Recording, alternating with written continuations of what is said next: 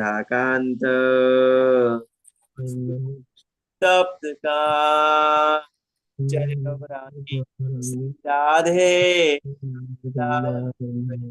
पुष्पाणु ते देवी प्रणमामि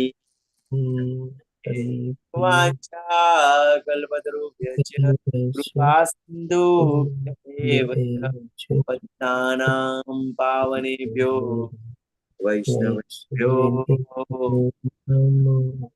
नमो विष्णुपदाय कृष्णपृष्ठाय भूतले श्रीमते भक्ति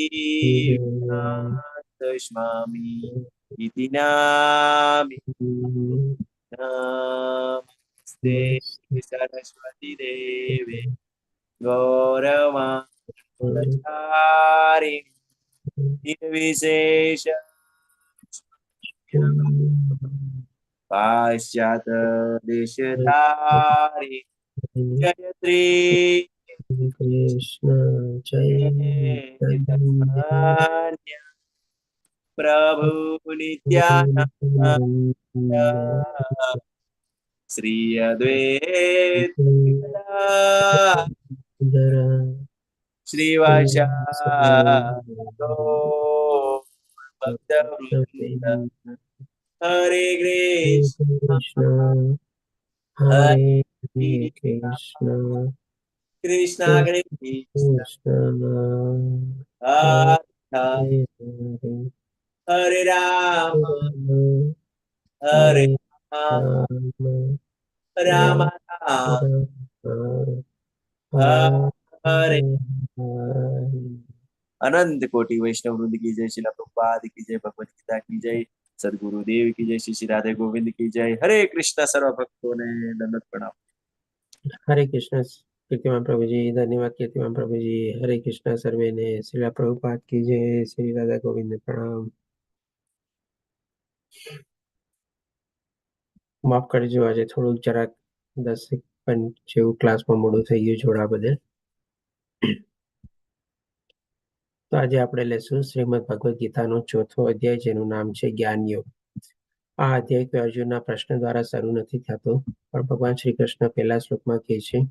અને આ અધ્યાયના આપણે ટોટલ 5 વિભાગ છે, એટલે કે 42 શ્લોક છે।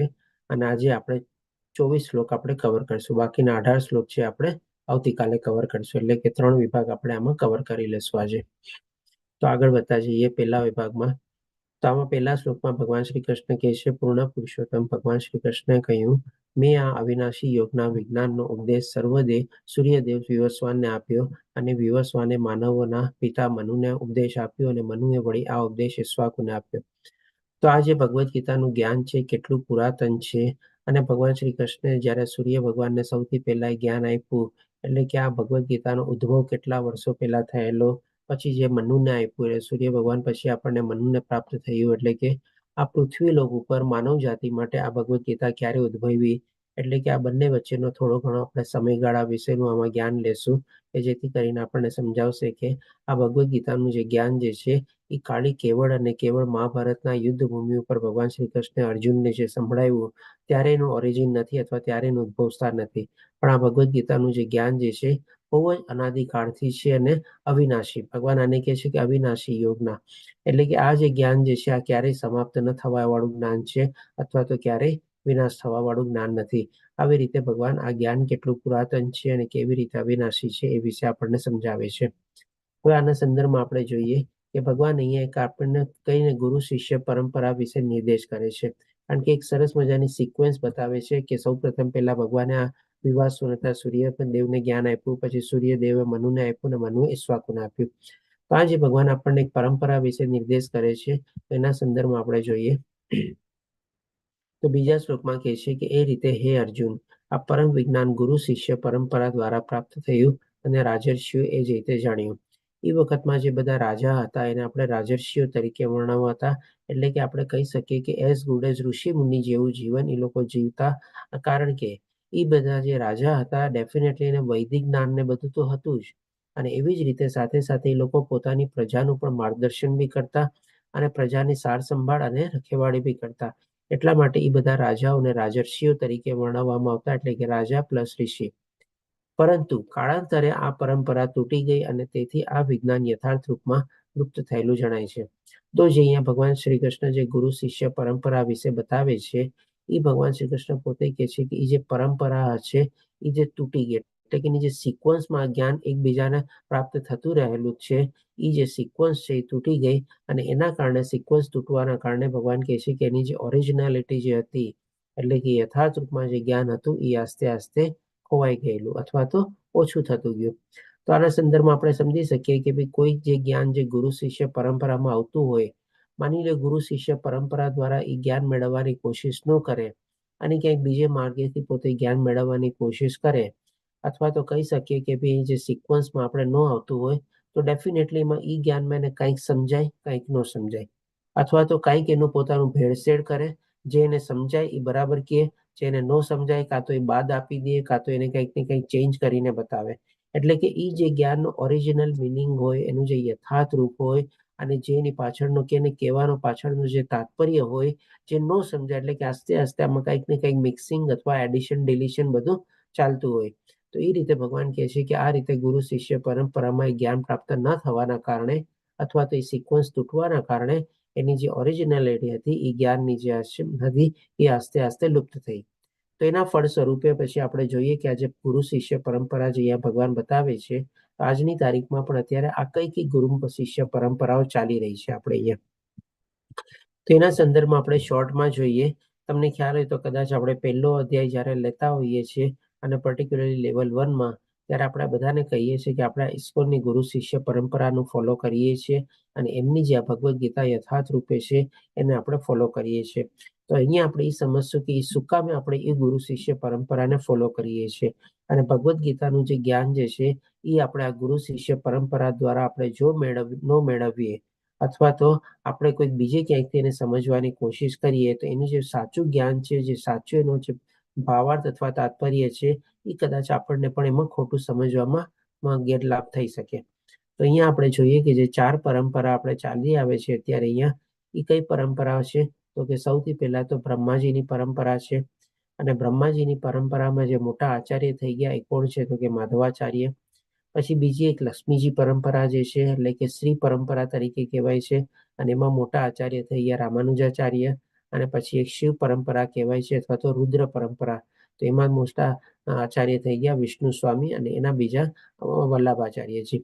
અને એક 4 કુમારોની આપણે પરંપરા છે. 4 કુમારો કોણ? તો કે બ્રહ્માજીના જ આપણા પુત્રો હતા, જે આજીવન બ્રહ્મચારી રહીને ભગવાનની પ્રાપ્તિ એમણે કરેલી હતી. તો એની પણ એક પરંપરા ચાલે છે અને એમાં એક મોટા આચાર્ય થઈ ગયા છે નિંબકાચાર્ય. અને હવે આપણી જે પરંપરા જે છે, માધવ ગૌડીય પરંપરા જે છે, આ એટલે કે ઇસ્કોન પરંપરા જે છે, એ આપણી આ બ્રહ્મા પરંપરામાં આપણે આવે છે. અને એ પરંપરામાં શ્રીલા પ્રભુપાદજી 32મા ક્રમાંકે આવે છે. તો આ કેવી રીતે આ પરંપરામાં અલગ અલગ મોટા મોટા આચાર્યોને બધા આવેલા છે, એ પણ આપણે થોડુંક સંદર્ભમાં જોશું. અને કેવી રીતે શ્રીલા પ્રભુપાદજીના 32મો ક્રમાંક રહેલો છે એ પણ આપણે જોશું. એના પહેલા આપણે શું છે, થોડું ઘણું આ સમયનું જ્ઞાન મેળવી લઈએ કે જેથી કરીને આપણને એ સંદર્ભમાં ક્લિયર થાય કે ભાઈ આ ભગવદ્ ગીતાનું જે જ્ઞાન જે છે એ કેટલા વર્ષો જૂનું છે. એટલે કે જ્યારે સૂર્યદેવને ભગવાને જ્ઞાન આપેલું હતું એને કેટલા વર્ષો પૂરા નથી ગયા, અને જ્યારે મનુ દ્વારા આ બધા પૃથ્વી લોકો પર જ્યારે જ્ઞાન આવ્યું એટલે કેટલા વર્ષો પહેલા આપણે આ પૃથ્વી ઉપર આવી. તો જેમ આપણે 4 યુગ હોય છે, કલયુગ, દ્વાપર યુગ, ત્રેતાયુગ અને સતયુગ, અને એક એક યુગની અવધિ આપણે 4,32,000 જે મિનિમમ સૌથી નાના કલયુગની અવધિ જે છે એને 2 ગુણીએ એટલે દ્વાપર યુગ, એને 3 ગુણીએ એટલે કે ત્રેતાયુગ, અને એને 4 ગુણીએ એટલે કે સતયુગની અવધિ આવે. હવે આ ચારેયનો જો આપણે સરવાળો કરીએ તો એને કહેવાય એક મહાયુગ અથવા તો એક દિવ્ય યુગ. એટલે કે દિવ્ય યુગ અથવા મહાયુગ બરાબર કેટલા? તો કે આ 4 યુગનો સરવાળો, બે જે આપણે ગણતરી પ્રમાણે લગભગ 43,20,000 વર્ષો થાય.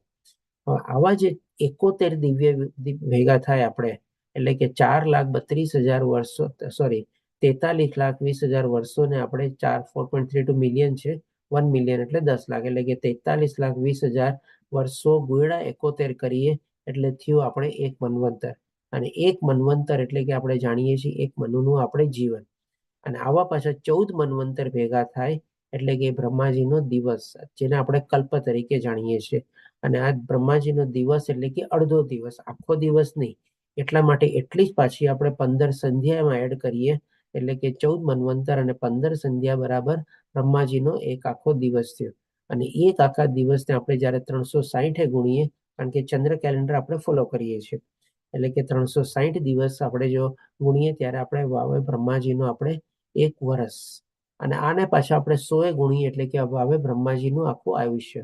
કે બ્રહ્માજીનું પણ એક આયુષ્ય છે અને એની અવધિ જે પ્રમાણે આ ગણતરી પ્રમાણે થાય છે તો કે લગભગ 311.04 ટ્રિલિયન વર્ષ જેવી તમારે ગણતરી થાય છે.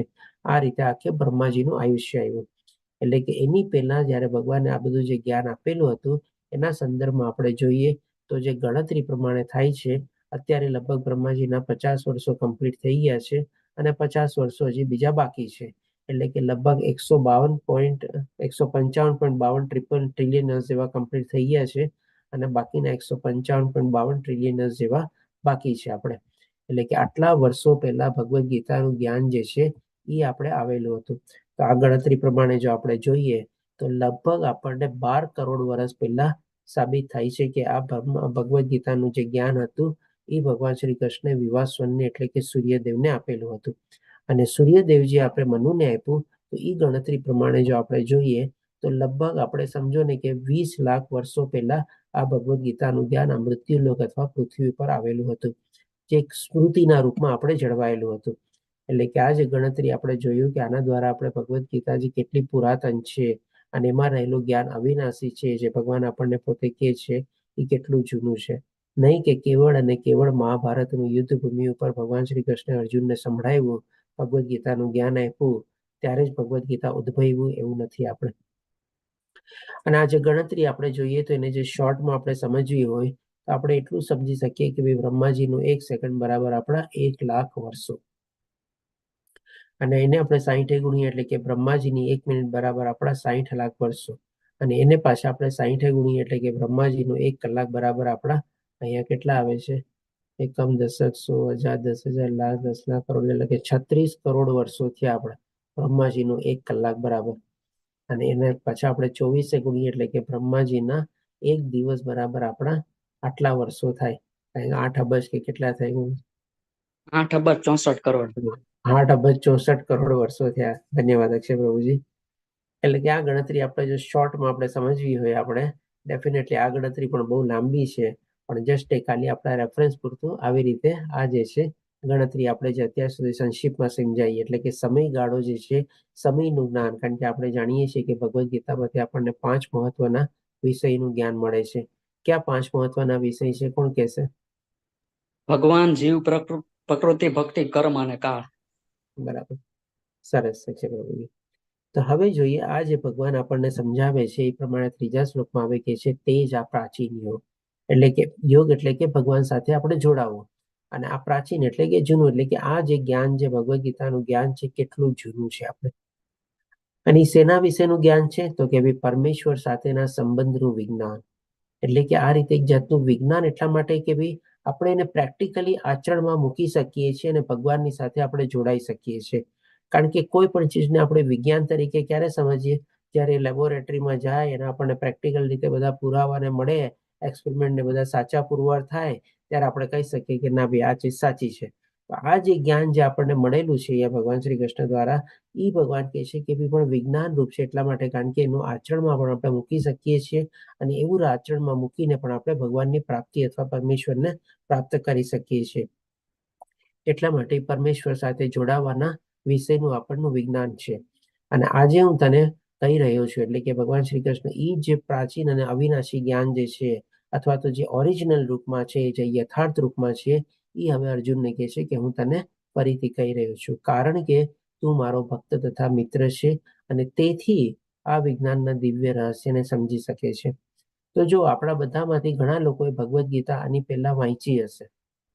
હવે હું એમ નહીં કહું કે ખાલી જોઈ હશે, કારણ કે આપણે બધા જે અત્યારે લેવલ 2માં આગળ વધી રહ્યા છે, ડેફિનેટલી બધા આપણે થોડા ઘણા કમિટેડ આપણે છીએ, ભગવાનના ભક્ત બનવાની કોશિશ કરી રહ્યા છે અને ઓલરેડી આપણે બનવામાં આપણે આગળ પ્રવૃત્ત થઈ રહ્યા છે. એટલે કે હું બધાને એમ કહીશ કે આપણામાંથી બધા લોકોએ કદાચ ભગવદ્ ગીતાની પહેલા વાંચેલી હશે અને જોઈ બેલી હશે, પણ આપણને કેટલા લોકોને આમાં ભગવદ્ ગીતાનું જ્ઞાન આપણને એમાંથી સમજાણું હશે? હરે કૃષ્ણ. આ ક્લાસમાં જોડાયા પહેલા કોને એવો સંપૂર્ણ રીતે અનુભવ થયેલો છે કે ભાઈ આ ક્લાસમાં જોડાઈને મને કઈ નવું જાણવા નથી મળ્યું, અથવા તો હું જે જાણતો હતો એ મારું જ્ઞાન અધૂરું હતું, અથવા તો મને કઈ ખબર નહોતી મળી ભગવદ્ ગીતાના જ્ઞાનમાં? આ ત્રણમાંથી જો કોઈ પણ એક ઓપ્શનમાં આપ સહમત થતા હોય તો પ્લીઝ પોતાનો હાથ ઊંચો કરો. શું કહો છો બધા આ ક્લાસમાં જોડાયા પહેલા? અને જેનો હાથ ઊંચો નહીં થાય એમ સમજીશ કે ભાઈ પોતે સંપૂર્ણ રીતે ભગવદ્ ગીતાને જાણતા હતા, અથવા તો એને કઈ નવું શીખવા ન મળ્યું, અથવા તો એને કઈક એમાંથી આપણે નવું જાણવા બી ન મળ્યું. શું કહેશો આપણે? બહુ ખબર નથી પડતી. ઓકે નથી એટલે બધી ખબર. ઓકે. હરે કૃષ્ણ પ્રભુ. હરે કૃષ્ણ.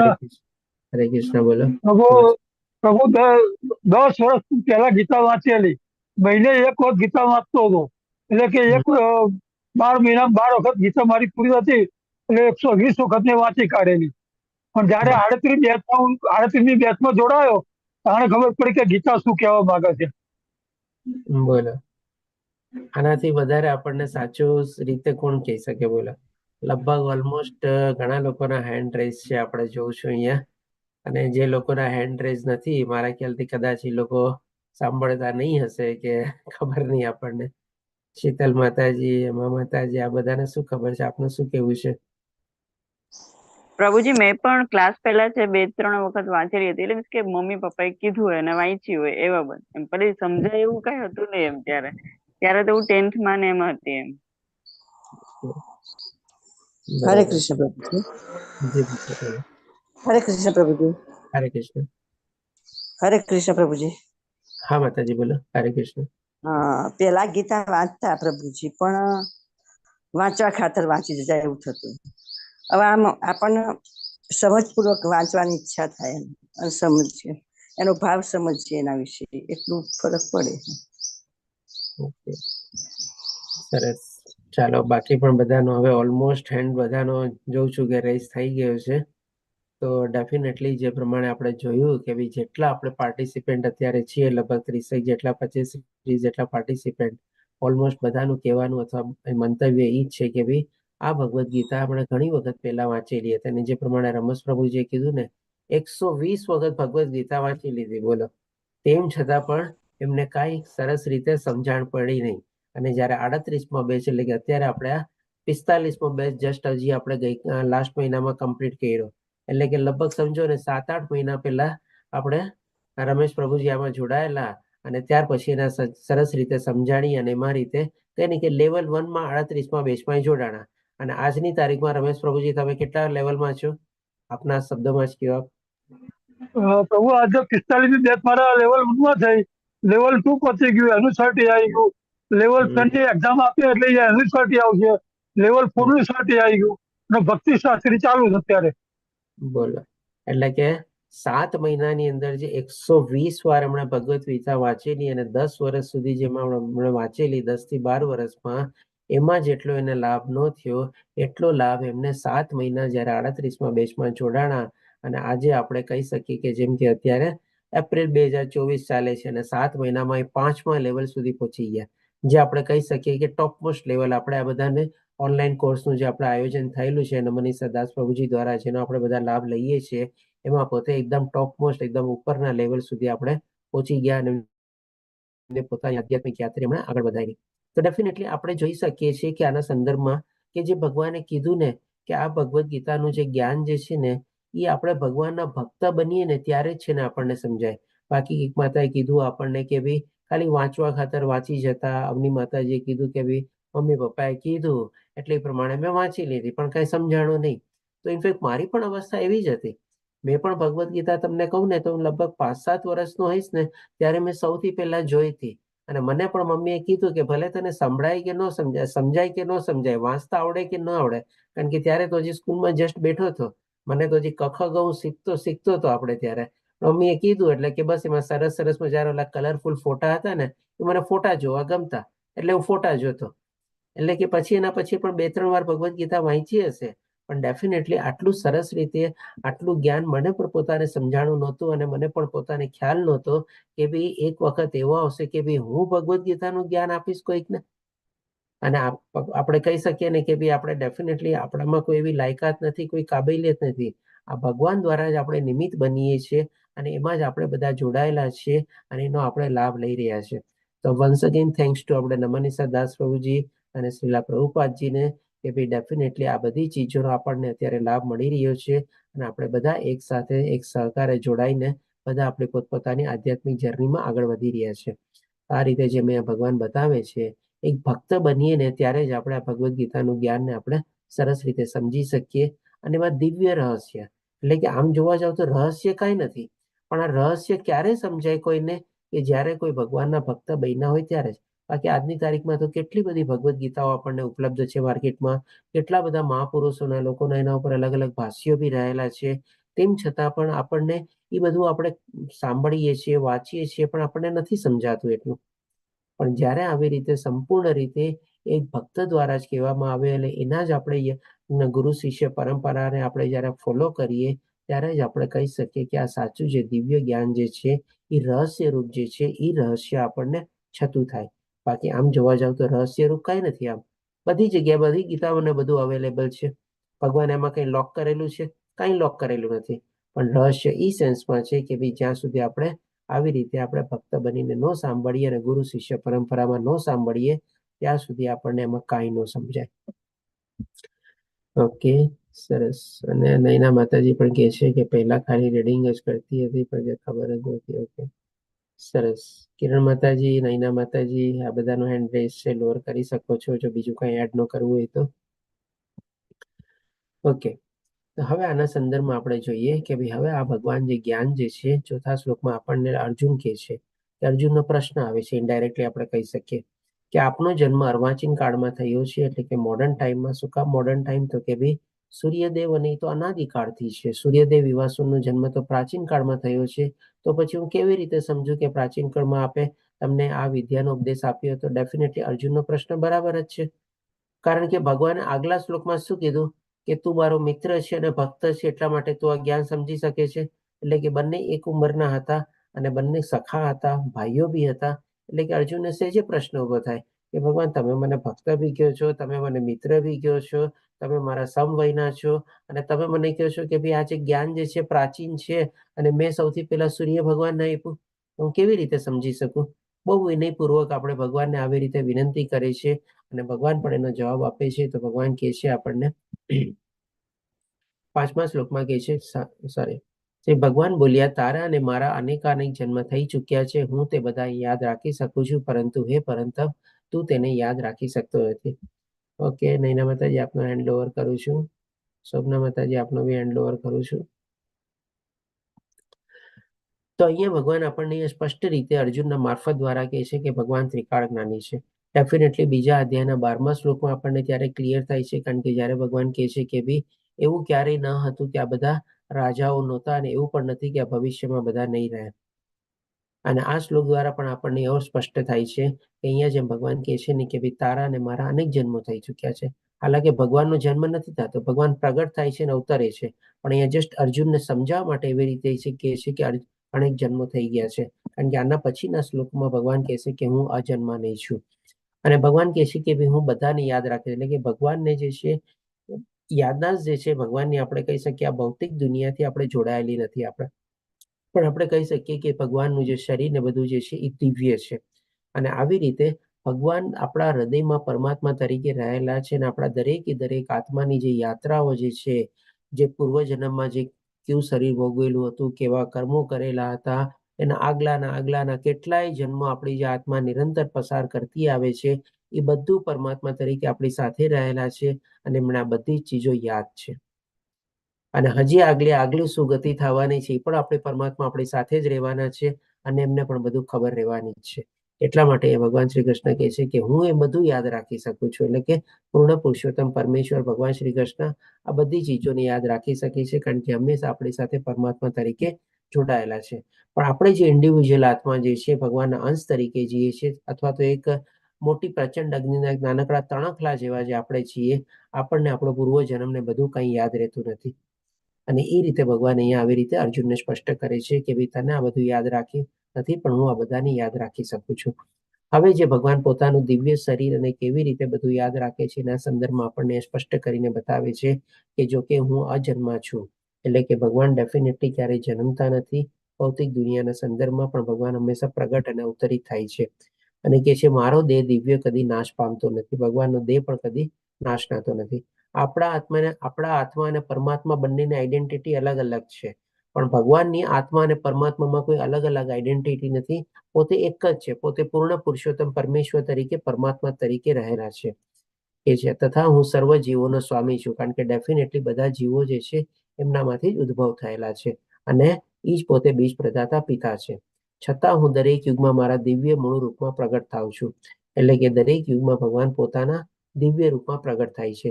તો અહીંયા ભગવાનની થોડી પ્રગટ્ય થવાની પણ આપણે પ્રક્રિયા જાણી લઈએ. આપણે જાણીએ છીએ કે ભગવાન શ્રી કૃષ્ણ કંસ રાજાના આપણે કહી શકીએ કે કારાગૃહમાં પ્રગટ અથવા ઉદ્ભવિત થયા હતા. કેવી રીતે કે સૌથી પહેલા ભગવાન શ્રી કૃષ્ણ જે છે વાસુદેવના હૃદયમાં પ્રગટ થાય છે. વાસુદેવજી અને દેવકી માતા એ એમના ત્યારે માતા પિતા તરીકે આપણે જાણીએ છીએ. અને પછી વસુદેવજીના હૃદયમાંથી દેવકી માતાના ગર્ભમાં પ્રવેશે છે અને પછી સમય આવતા દેવકી માતાના ગર્ભમાંથી પોતે સૌથી પહેલા વાસુદેવ અને દેવકી માતાને પૂર્ણ પુરુષોત્તમ પરમેશ્વર તરીકે ચતુર્ભુજ રૂપમાં, એટલે કે શંકર ચક્ર પદ્મ ગદાધારી રૂપમાં એ લોકોને દર્શન આપે છે. અને દેવકી માતા કહે છે કે ભાઈ હું આપને બાળ સ્વરૂપમાં જોવા માંગુ છું. ત્યારે ભગવાન શ્રી કૃષ્ણ પોતાનું ચતુર્ભુજ રૂપ મિનિમાઇઝ કરીને સરસ મજાના બાળ ગોપાલ સ્વરૂપમાં દેવકી માતા અને યશોદા મૈયા સામે પોતે પ્રગટ થાય છે. તો આ રીતે ભગવાન પોતે પ્રગટ થાય છે. અને હવે ભગવાનનો જે દેહ છે એ દિવ્ય દેહ છે, એટલે કે ભગવાનનો દેહ અને આપણો ભૌતિક દેહમાં થોડા ઘણા ફરક છે. શું ફરક છે આપણે જોઈએ. સૌથી પહેલા તો ભગવાન જેમ અહીંયા કહે છે ને કે ભગવાનનો દિવ્ય દેહ એટલે કે કેવી રીતે, તો કે ભાઈ ભગવાન છે ને ત્રિગુણી માયાના સંદર્ભમાં આવતા, એના પ્રભાવ હેઠળ આવતા નથી. ત્યારે આપણે જે બધા ઇન્ડિવિજ્યુઅલ આત્મા જે છે એ આપણે ત્રિગુણી માયાના પ્રભાવ હેઠળ આવીએ છીએ. બીજો ભગવાનનો દિવ્ય દેહ એટલે કે ભગવાનની જે છે ને આપણે કહી શકીએ કે ભાઈ આપણો દિવ્ય દેહ જે છે 5 મહાભૂતોનો બનેલો છે. પૃથ્વી, જળ, અગ્નિ, વાયુ ને આકાશ. એ જે ભગવાન આપણને આગલા અધ્યાયમાં ક્લિયર કરશે. ત્યારે ભગવાનનો જે દેહ જે છે આ ભૌતિક પ્રકૃતિના સંસર્ગમાં આવે છે, પણ એનાથી આપણે કહી શકીએ કે પ્રભાવિત થતો નથી, કારણ કે ત્રિગુણી માયાના એ પોતે જ નિયંતા છે આપણે, અને પોતે ગુણાતીત બી છે. અને એવી રીતે એમનો દેહ પણ આ 5 મહાભૂતોથી બનેલો નથી. અને જેમ આપણો દેહ 5 મહાભૂતોથી બનેલો હોય છે, એટલે કે સમય જતા એ ક્ષીણ થાય છે અથવા તો આપણને બુઢાપોને બધું આવે છે. પણ ભગવાનનો દેહ આ 5 મહાભૂતોથી નથી બનેલો, એટલે કે ભગવાનનો દેહ હંમેશા દિવ્ય રહે છે. એ પુરાતન નથી થતો અથવા તો ક્ષીણ નથી થતો. આપણે ભગવાનનો આપણે જોઈએ છીએ કે ક્યારે પણ ફોટો કે કંઈ જોઈએ, આપણને હંમેશા નવ યૌવન જ રોવાન દેખાતું હોય. 16-20 વર્ષના આપણને સરસ મજાના યુવાન હોય એવો જ ભગવાનનો આપણને ફોટો દેખાય છે આપણે. એટલે કે આ રીતે થોડો ઘણો આપણે સમજી શક્યા કે ભગવાનનો દિવ્ય દેહ અને આપણા ભૌતિક દેહમાં કેવો ફરક છે. હવે આપણે આગળ જોઈએ. ભગવાન આપણને 7મા શ્લોકમાં કહે છે, હે ભરતવંશી, જ્યાં અને જ્યારે ધર્મનું પતન થાય છે અને અધર્મનું ભારે વર્ચસ્વ જામે છે, તે વખતે હું સ્વયં અવતરું છું. એટલે કે ભગવાન ક્યારે અવતરિત થાય છે એ આપણને અહીંયા બતાવે છે. યદા યદા હિ ધર્મસ્ય ગ્લાનિર્ભવતિ ભારત અભ્યુત્થાનમ ધર્મસ્ય ત્વદાત્માનમ સૃજામ્યહમ. એટલે કે આ શ્લોક દ્વારા ભગવાન આપણને બતાવે છે કે ભાઈ જ્યારે જ્યારે અધર્મનું વર્ચસ્વ બહુ વધી જાય છે અને ધર્મ એના દબાણ હેઠળ આવી જાય છે, અથવા તો ધર્મનું જે વર્ચસ્વ છે ઓછું થયેલું હોય છે. તો આપણે જાણીએ છીએ કે ભગવાન શ્રી કૃષ્ણ દ્વાપર યુગના અંત સમયમાં અને કળિયુગ શરૂ થયો એના ઘણા વર્ષો પહેલા પોતે અવતરિત અથવા પ્રગટ થયા હતા. હાલાકી એ સમયગાળો પણ બહુ લાંબો છે આપણે કહી શકીએ આપણી સમયગાળાની ગણતરી પ્રમાણે, પણ એને બહુ નાની અવધિ કહેવાય છે, કારણ કે ઓલમોસ્ટ ત્યારે દ્વાપર યુગ અંત થવાનો હતો. તો ત્યારે આપણે જાણીએ છીએ કે અધર્મનું વર્ચસ્વ છે કેવી રીતે વધારે હતું, કારણ કે ભગવાન પણ પોતે આવીને ઘણા બધા દુષ્ટોનો અથવા અસુરોનો વિનાશ કરે છે. અને એ રીતે આપણે સમજી શકીએ છીએ કે ભાઈ ભગવાન પોતે પણ મહાભારતના યુદ્ધ આપણે થાય છે અને એના પછી યુધિષ્ઠિર રાજા ધર્મનું સ્થાપન કરે છે. એટલે કે ઘણા વર્ષો સુધી પછી યુધિષ્ઠિર મહારાજ પણ રાજ્ય કરે છે અને પછી એમના પૌત્ર તરીકે એટલે કે પરીક્ષિત મહારાજ પણ ઘણા વર્ષો સુધી રાજ્ય કરે છે. એ આપણે કહી શકીએ કે 100 મોટી લાંબી અવધિના સંદર્ભમાં આવે છે, કારણ કે આપણી ગણના પ્રમાણે છે. બાકી અધરવાઇઝ એની ગણના બહુ પણ નાની ગણાય આપણે. અને ત્યાર પછી આપણે સમજીએ છીએ કે ભાઈ સરસ રીતે ધર્મનું પુનઃસ્થાપન થયેલું હતું. એટલે કે આવી રીતે ભગવાન પોતાનો સમયગાળો બતાવે છે કે ભાઈ કેવી રીતે અને ક્યારે પોતે ઉદ્ભવ થાય છે અથવા તો પ્રગટ થાય છે. હજી આપણને આગળના શ્લોકમાં ભગવાન આપણને એનો ઉદ્દેશ પણ બતાવશે એટલે કે સુકામે પોતે પ્રગટ થાય છે અથવા અવતરિત થાય છે. તો 8મા શ્લોકમાં આપણને કહે છે કે ભક્તોનો ઉદ્ધાર કરવા, એટલે કે પહેલો ઉદ્દેશ્ય. બીજો ઉદ્દેશ્ય તો કે દુષ્ટોનો વિનાશ કરવા, અને ત્રીજો ઉદ્દેશ કહે છે કે ધર્મના સિદ્ધાંતોની પુનઃસ્થાપના કરવા માટે હું સ્વયં દરેક યુગમાં પ્રગટ થાઉં છું. તો આ રીતે ભગવાન પોતાના પ્રગટ અથવા અવતરિત થવાના 3 ઉદ્દેશ પણ આપણને બતાવે છે. હવે આપણને લાગે કે ભગવાન તો બધા શક્તિશાળી છે, એમની પાસે બધી શક્તિ છે, અને પોતાના ધામમાં બેઠા બેઠા પણ આ બધા ઉદ્દેશ તો પોતે પાર પાડી શકે. આજે ભગવાનને બધાના હૃદયમાં રહેલા છે પરમાત્મા તરીકે, તો શું એને દુષ્ટોનો વિનાશ કરવા માટે પોતે એટલી મહેનત કરવી પડે, પ્રગટ થવું પડે, અવતરિત થવું પડે અને દુષ્ટોનો વિનાશ કરવો પડે? ભગવાન તો જરાક કંઈક એવી લીલા કરે કે જેથી કરીને બધા દુષ્ટો અને અસુરોનો વિનાશ થઈ જાય, તો પણ ભગવાન અવતરિત અને પ્રગટ થાય છે. અને કારણ કે કહી શકીએ કે ભાઈ આ દુષ્ટોનો વિનાશ કરવો, અને પછી જેમ ઓટોમેટિકલી દુષ્ટો અથવા અસુરોનો વિનાશ થઈ જાય, તો પછી કોઈ બધા દુષ્ટોને વિનાશો રહે જ નહીં, અને ધર્મની સ્થાપના તો ઓટોમેટિકલી થઈ જવાની છે. એટલે એ ઉદ્દેશ પણ ભગવાનનો પાર પડી જાય. તો પછી ભગવાન અવતરિત અને શું કામે પ્રગટ થાય છે? તો આમ જોવા જઈએ ને તો ભગવાનનું જે મેઇન કારણ આપણે કહી શકીએ તો આપણે ભક્તોનો ઉદ્ધાર કરવા. એટલે કે ભક્તોનો ઉદ્ધાર કરવાનો મતલબ શું છે કે ભાઈ ત્યારે જેમ કે બધા જે પાંડવનો અને બધા ભગવાનના ભક્ત હતા, એ લોકોનો તો ભગવાને ઉદ્ધાર કર્યો, એ પણ તો ભગવાન ત્યાં બેઠા બેઠા બધું કરી શકતા હતા જ. પણ ભગવાન પ્રગટ થઈને શું કરે છે? પોતાની બધી લીલાઓ કરે છે, કે જેથી કરીને લીલાઓનું આજની તારીખમાં પણ આપણે સ્મરણ કરીએ છીએ, આપણને કેટલા આપણે આનંદ વિભોર થઈ જઈએ છીએ. અને આવી રીતે ભગવાનની લીલાઓ સ્મરણ કરીને આપણને એમાં ભગવાનની ભક્તિમાં ભાવ પ્રગટ થાય છે. તો આજની તારીખમાં પણ આપણે કહી શકીએ કે હોઈ શકે આપણી સમક્ષ અત્યારે ભગવાન શ્રી કૃષ્ણ અવતરિત અને પ્રગટ નથી થયેલા, પણ એ જે બધી લીલાઓ જે છે આજની તારીખમાં પણ આપણે સરસ રીતે એનો લાભ લઈ રહ્યા છીએ, આપણે એનું સ્મરણ કરી રહ્યા છીએ, આપણે સાંભળી રહ્યા છીએ, અને એવી રીતે આપણે ભગવાનની ભક્તિમાં પ્રવૃત્ત થઈ રહ્યા છે. એટલે કે આજની તારીખમાં પણ ભગવાન ત્યાં બેઠા બેઠા આવી રીતેના ભક્તોનો ઉદ્ધાર કરી રહ્યા છે. એટલે કે અત્યારે આપણે બધા ભક્ત છીએ ભગવાનના, અને એમાં આપણે આગળ વધવાની કોશિશ કરી રહ્યા છીએ. શું કહે છે રમેશ પ્રભુજી આપનું? હરે કૃષ્ણ પ્રભુ. ખાસ તો હરે. દેવકીજી વાસુદેવજી દેવના પ્રિય ભક્ત હતા, એટલે એમના આનંદ માટે ખાસ તો ભગવાને અવતાર લીધેલો. એક્ઝેક્ટલી. સરસ. ધન્યવાદ રમેશ પ્રભુજી શેરિંગ બદલ. ડેફિનેટલી ત્રીજી વાર અવતાર લીધો એમણે. આગળ કશ્યપનો અદિત્ય હતા, ત્યાં વામન ભગવાન તરીકે લીધેલો, અને એની પહેલા કૃષ્ણના સુપ્તા તરીકે, એમને ત્યાં કૃષ્ણ ગર્ભ તરીકે અવતાર લીધેલો. એટલે તમને વચન આપેલું કે 3 વાર તમારો પુત્ર બની છે. હરે કૃષ્ણ. ડેફિનેટલી. હરે કૃષ્ણ. ધન્યવાદ રમેશ પ્રભુજી શેરિંગ બદલ. આપણે ભાગવતમમાં બી કથા આવેલી છે, કારણ કે દેવકી માતા પણ એવી તપસ્યા કરેલી હતી, ને એ પ્રમાણે એમણે વરદાન પ્રાપ્ત કરેલું હતું કે ભાઈ મારા કુખેથી તમે અવતરો અથવા પ્રગટ થયો. તો જે પ્રમાણે રમેશ પ્રભુજીએ બતાવ્યું એ વરદાન પ્રમાણે આ ત્રીજી વખત જે છે દેવકી માતાના ગર્ભમાંથી ભગવાન શ્રી કૃષ્ણ અવતરિત અને પ્રગટ થાય છે.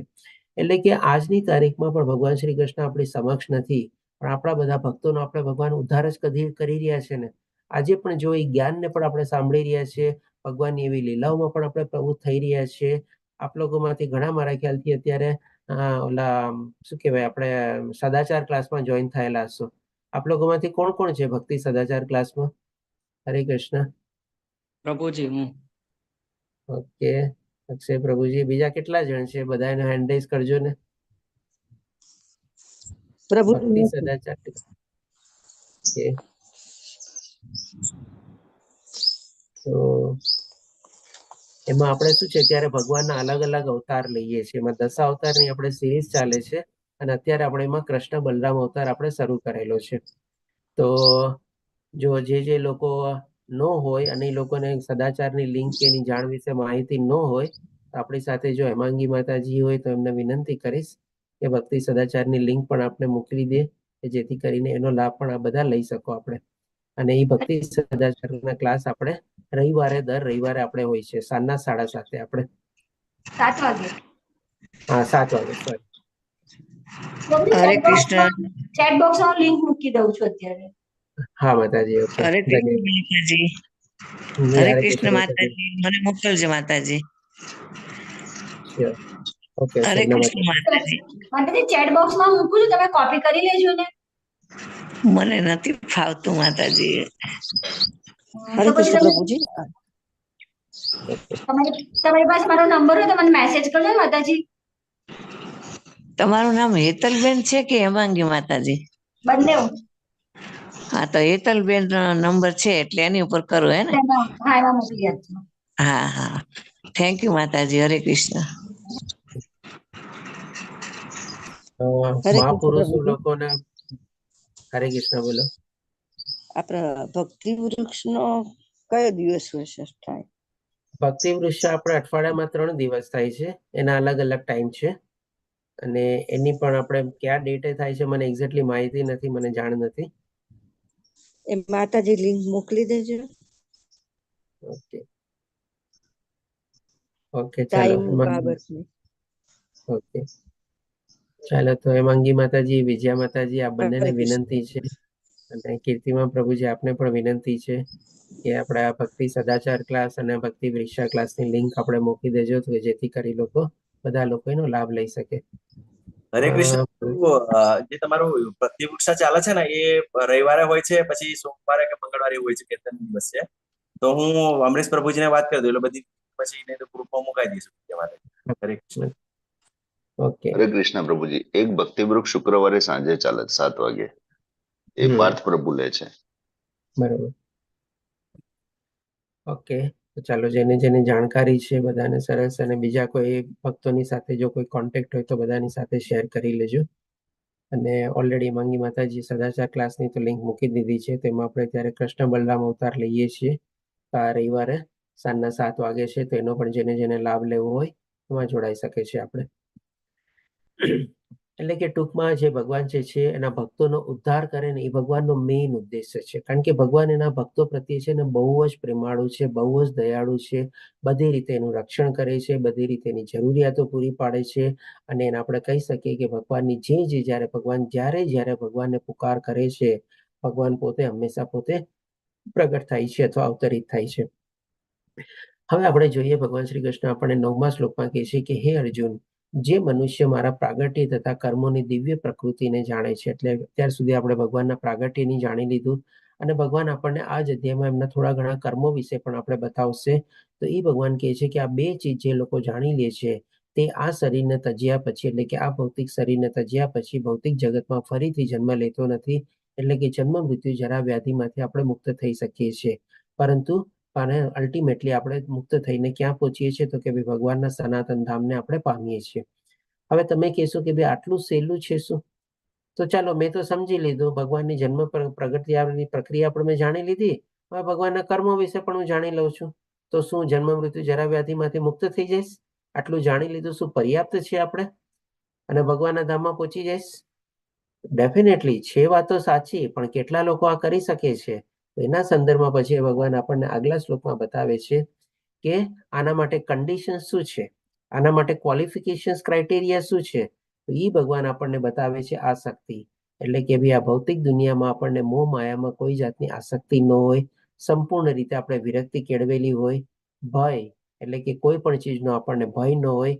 અને આ ભય ત્યારે જ કહેવાય જ્યારે આપણે સંપૂર્ણ રીતે ભગવાનને આપણી શરણાગતિ આપેલી હોય ત્યારે. બાકી એના વગર આપણને કંઈક ને કંઈક ચીજનો ભય રહેતો જ હોય છે, તથા ક્રોધથી મુક્ત. ડેફિનેટલી કોઈ ચીજની આસક્તિ જ ન હોય તો પછી ક્રોધ જ ન ઉદ્ભવે ને. કારણ કે ક્રોધ ઉદ્ભવવાનું કારણ પણ ભગવાને આપણને બતાવી દીધું. બીજા અધ્યાયમાં બતાવ્યું સરસ રીતે, ત્રીજા અધ્યાયમાં બી આપણને સરસ રીતે બતાવ્યું કે કેવી રીતે ક્રોધ ઉદ્ભવે છે. એટલે કામ દ્વારા જ બધો ક્રોધ ઉદ્ભવે છે. અને એ કામમાં આપણને સફળતા મળે તો થોડી ઘણી ટેમ્પરરી મળે છે, પણ જો ન મળે તો એમાંથી આપણને ક્રોધ ઉદ્ભવ થાય છે. અને કેવું પતન આપણું કરે છે આપણને, એ પણ ભગવાને આપણને બીજા અધ્યાયમાં બતાવેલું છે. એટલે કે આ ક્રોધથી આપણે ક્યારે મુક્ત થઈ શકીએ? જ્યારે આપણામાં કોઈ એવી આસક્તિ ન હોય ત્યારે જ ને. એટલે કે આપણે એનું બાય પ્રોડક્ટ તરીકે જ છે આપણે. પછી કે છે કે મારામાં સંપૂર્ણ રીતે લીન થઈને, મારું શરણ લઈને. એટલે કે જો આવી રીતે ભગવાનની શરણાગતિ લઈએ તો જ આપણે ભય મુક્ત થઈ શકીએ અને ક્રોધ મુક્ત થઈ શકીએ. અને સંપૂર્ણ રીતે ભગવાનમાં આપણે એકલીન રીતે આપણે વિચારવાનું છે કે બધી જગ્યાએ ભગવાન જ છે, ભગવાન થકી જ છે, બધું ભગવાન જ છે આપણે. અને આવી રીતે શરણાગતિ લઈએ ત્યારે ભગવાન કહે છે કે આવી રીતે અનેક મહાપુરુષ ભૂતકાળમાં મારા વિશેના જ્ઞાનથી પવિત્ર થયા છે. ભગવાનના વિશેના જ્ઞાનના પવિત્ર થાવ એટલે કે શું? આવી રીતે ભગવાનની શરણાગતિ લેવી અને ભગવાનની ભક્તિમાં લીન થવું. અને એ રીતે તેઓ બધા મારા દિવ્ય પ્રેમને પામ્યા છે. દિવ્ય પ્રેમને પામવું એટલે કે શું? ભગવાનના ધામમાં જાઓ, જે ભગવાને કીધું ને મારા સનાતન ધામને પામે છે. અને ભગવાનના ધામમાં જઈને આપણે ભગવાનના સાનિધ્યમાં રહી શકીએ, સામીપ્ય રહી શકીએ, અને સરસ મજાની આપણે લીલામાં પણ આપણે ભાગ લઈ શકીએ અને ભક્તિ પણ આપણે કરી શકીએ. આ બધા જે મોટા મોટા મહાપુરુષો જે છે, અહીંયા 4 કુમારો છે, પ્રહલાદ મહારાજ છે, ઇવન શંકર ભગવાન છે, અહીંયા પરીક્ષિત મહારાજ છે, અંબરીશ મહારાજ છે, ભીષ્મ પિતામહ છે, આ બધા લોકોએ શું છે, આવી રીતે પૂર્વ જન્મમાં પણ આગલા જન્મમાં ને બધામાં ભગવાનની ભક્તિ કરેલી હશે અને ભગવાનના ધામની લોકો બધા પ્રાપ્ત થયેલા છે. હવે ભગવાન આપણને 11 થી લઈને 24મા શ્લોકમાં સુધી આપણને, એટલે 16મા શ્લોક સુધી આપણને બતાવશે કે ભાઈ આ જે ગુણાતીત જ્ઞાન આપણે જે કેળવી લઈએ, એટલે કે ભગવાન વિશેનું જે દિવ્ય જ્ઞાન મેળવી લઈએ, તો એનાથી આપણને શું અને કેવી રીતે લાભ થાય છે. એના સંદર્ભમાં પેલા 11મા શ્લોકમાં ભગવાન કહે છે કે જેઓ જેવી રીતે મારો આશરો લે છે તેમને તે રીતે જ હું ફળ આપું છું. એટલે કે આપણે બધા લોકો માનીને ભગવાનની શરણાગતિ લેવાની કોશિશ કરીએ છીએ અને ભગવાનની ભક્તિમાં પ્રવૃત્ત થઈએ છીએ, પણ બધાનો શું છે, કંઈક ને કંઈક અંદર ભાવ અલગ અલગ રહેલો હોઈ શકે. જેમ કે ભગવાન આપણને 7મા અધ્યાયમાં બતાવે છે કે 4 પ્રકારના લોકો જે છે મારી શરણાગતિ લે છે. હવે 4 પ્રકારના લોકોમાં હોઈ શકે, કોઈ કંઈક ને કંઈક પોતાના સ્વાર્થ ખાતર ગયો હોય, કોઈ કંઈક ને કંઈક દુઃખ થયેલું હોય, એમાં દુઃખમાંથી પાર પડવા માટે ભગવાન પાસે ગયેલો હોય, કોકને ભગવાન વિશે જાણવાની ઈચ્છા હોય, જિજ્ઞાસુ તરીકે ગયો હોય, અને કોકને આ બધું માની લો જ્ઞાન પ્રાપ્ત થઈ ગયું હોય, હવે એને પોતાનો જીવનનો એકમાત્ર ઉદ્દેશ બનાવી લીધો હોય કે હવે તો મારે ગમે તે રીતે ભગવાનને પ્રાપ્ત કરવા છે. એટલે આવી રીતે લોકો અલગ અલગ રીતે રસ્તો અપનાવીને છે ભગવાનની શરણાગતિ લે અથવા ભગવાનને પ્રાપ્ત કરવાની કોશિશ કરે, અથવા તો કંઈક ને કંઈક દુઃખ તકલીફમાંથી પોતે નીકળવાની કોશિશ કરે.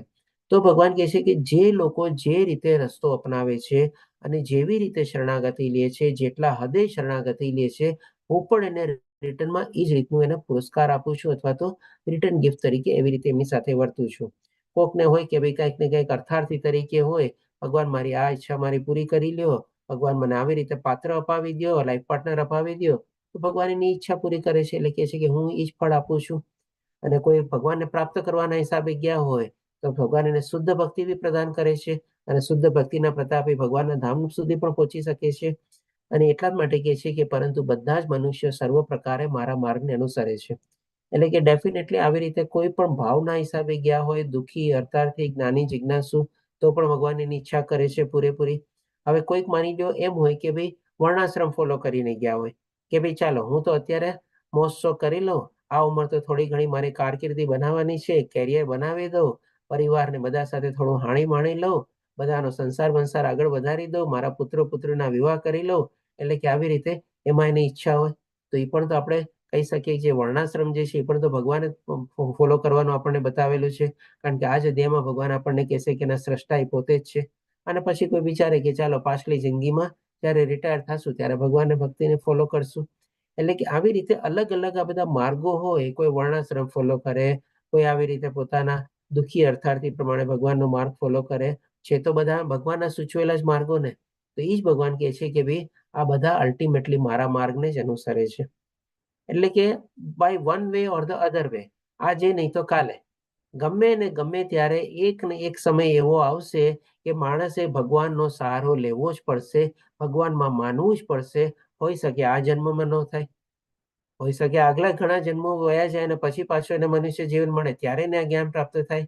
આવી રીતે ક્યાંક ને ક્યાંક એને અલ્ટિમેટલી પોતાને છુટકારો મેળવવા માટે, અથવા તો આ જન્મ મૃત્યુ જરા વ્યાધિમાંથી છુટકારો મેળવવા માટે એને ભગવાનનો માર્ગ અપનાવવો જ પડશે, ભગવાનનો સહારો લેવો જ પડશે. કારણ કે એકમાત્ર જેવા છે પૂર્ણ પુરુષોત્તમ ભગવાન કે જે આપણને આ મૃત્યુ લોકમાંથી અથવા તો જન્મ મૃત્યુ જરા વ્યાધિ આપમાંથી આપણને મુક્ત કરી શકે. બાકી કોઈ આપણને આમાંથી મુક્ત કરી ન શકે. એટલે કે આપણે ભગવાનનો માર્ગ અનુસરવો જરૂરી જ છે આપણે. હવે પછી ભગવાન આપણને 12મા શ્લોકમાં કહે છે કે આ જગતમાં મનુષ્ય સકામ કર્મોમાં સિદ્ધિ ઈચ્છે છે. એટલે કે ડેફિનેટલી બધા તો આ માર્ગ અપનાવી શકતા નથી, બહુ ઓછા લોકો અપનાવે છે. એટલા માટે કહે છે કે બાકી બધા લોકો શું છે, કંઈક ને કંઈક સકામ કર્મોમાં એમાં પ્રવૃત્ત થયેલા હોય છે, અને એટલા માટે શોર્ટકટ અપનાવે છે. શોર્ટકટ અપનાવવાના રૂપમાં શું કે દેવી દેવતાઓને પૂજે છે.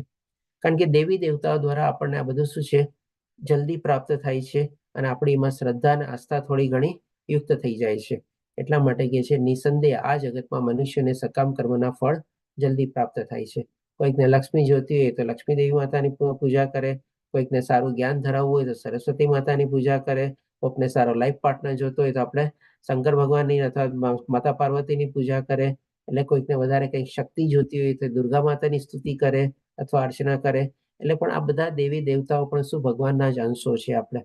અને આ રીતે ભગવાન કહે છે કે ભાઈ લોકોને કંઈક ને કંઈક સકામ કર્મ અથવા તો ફળ મેળવવાની ઈચ્છાથી એવી રીતે એ લોકો બધા દેવી દેવતાનો આશરો અથવા સહારો લે છે, અને કારણ કે એમના તરફથી લોકોને ફળ જે છે જલ્દી પ્રાપ્ત થાય છે. હવે ભગવાન એના કર્મો વિશે આપણને બતાવે છે. તો 13મા શ્લોકમાં કહે છે, ભૌતિક પ્રકૃતિના 3 ગુણો તથા તેમની સાથે સંકળાયેલા કર્માનુસાર માનવ સમાજના 4 વર્ણોની રચના કરી છે. 4 વર્ણ ક્યાં? તો કે ભાઈ બ્રહ્મચર્ય, ગ્રહસ્થ, વનપ્રસ્થ અને સંન્યાસ, આપણે 4 આશ્રમ છે. અને 4 વર્ણ ક્યાં? તો કે ભાઈ આપણે જે નાનપણથી આપણે અલગ અલગ જે આપણે વર્ણાશ્રમ ફોલો કરીએ છીએ, બ્રાહ્મણ, ક્ષત્રિય, વૈશ્ય અને શૂદ્ર, એ વર્ણ કહેવાય છે. અને 4 વર્ણ, બ્રાહ્મણ, ક્ષત્રિય, વૈશ્ય, શૂદ્ર, અને 4 આશ્રમ, બ્રહ્મસ્થ, ગ્રહસ્થ, વનપ્રસ્થ અને સંન્યાસ. આ બધુંનું આપણું શાસ્ત્ર અને વેદોમાંનું નિરૂપણ કરવામાં આવેલું છે. તો આ બધાનો જે વર્ણાશ્રમનો એટલે કે જે બેસિસ છે શું? એટલે કે બ્રાહ્મણ, ક્ષત્રિય, વૈશ્ય અને શૂદ્ર, એ જે 4 ભગવાને જે કહીએ ને કે સમાજ વ્યવસ્થામાં એક ટાઈપની વ્યવસ્થા બનાવેલી છે કે જેથી બધા શું એકબીજાના સહકારથી બધા કાર્યો સરસ રીતે પોતે પાર પાડી શકે. તો આ જે વર્ણ વ્યવસ્થા ભગવાને બતાવી છે, એના સ્રષ્ટા તરીકે ભગવાન કહે છે કે ભાઈ હું પોતે છું. જો કે હું આ વ્યવસ્થાનો સ્રષ્ટા છું, તેમ છતાં અવિકારી હોવાથી હું અકર્તા છું એમ જાણવું. તેમ તું જાણ.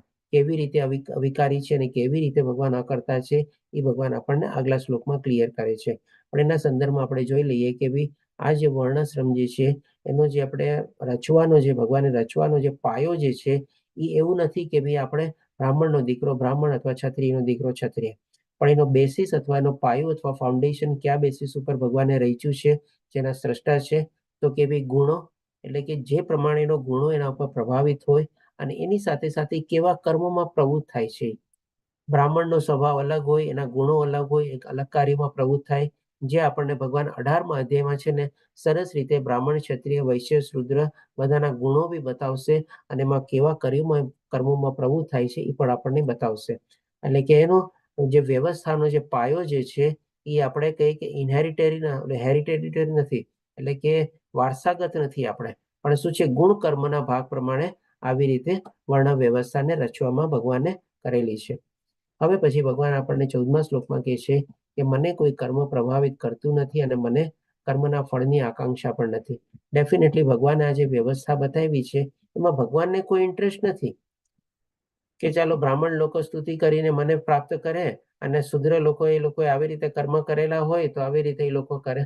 કારણ કે 9મા અધ્યાયમાં તમે જોજો ભગવાન આપણને સ્પષ્ટ રીતે બતાવે છે કે પુરુષ હોય, સ્ત્રી હોય, બ્રાહ્મણ હોય, ક્ષત્રિય હોય કે શુદ્ર હોય, ગમે તે હોય, ભગવાનની ભક્તિ કરીને મારા ધામ સુધી પહોંચી શકે છે. પણ આ ભગવાને જે બનાવી છે રચના, આપણે કહી શકીએ એકબીજાના સહકાર માટે આગળ વધવા માટે બનાવેલી છે. એટલા માટે ભગવાન કહે છે કે મને કોઈ કર્મફળની આકાંક્ષા નથી, અને જે મનુષ્ય મારા વિશેના સત્યને જાણે છે તે પણ કર્મના ફળ દ્વારા બદ્ધ થતો નથી. હવે આ સત્યને જાણવાનો મતલબ એટલે કે શું? કે ભાઈ આપણે પણ આપણા જીવનમાં છે ને આવી રીતે પણ કોઈ કર્મ ફળની આકાંક્ષા રાખ્યા વગર જો આપણે આગળ વધીએ તો આપણે પણ નિષ્કામ કર્મ પાલન કરીને ભગવાનની ભક્તિમાં પ્રવૃત્ત થઈને ભગવાનને પ્રાપ્ત કરી શકીએ.